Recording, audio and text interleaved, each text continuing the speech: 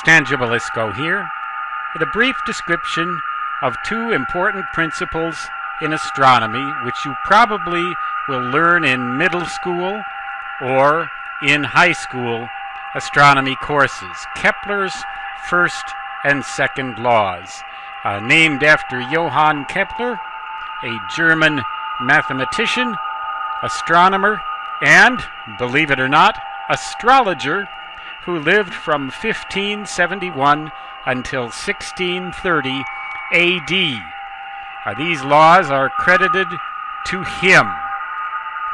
The first law basically states that the orbit of the Earth or any other planet around the Sun is an ellipse, and the Sun is at one focus of the ellipse.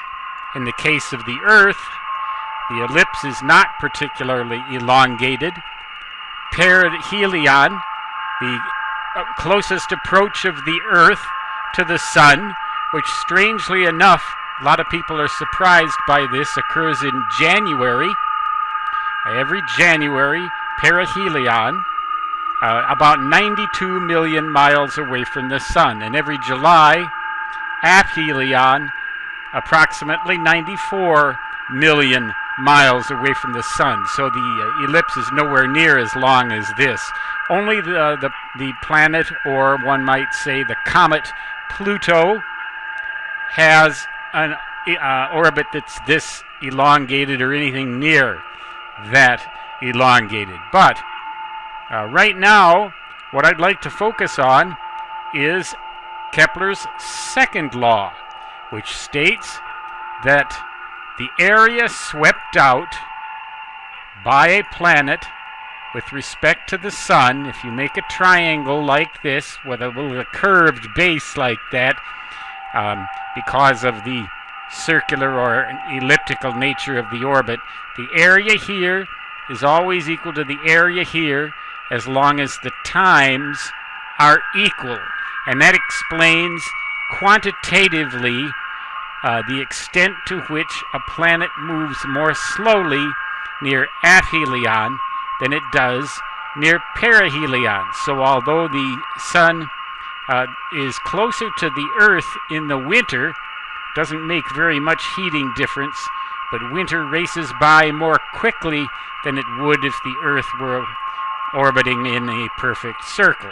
Similarly, the Sun is just a little bit weaker in the northern hemispheric summer, but the fact that the planet moves a little more slowly out here makes summer last just a little bit longer than winter does.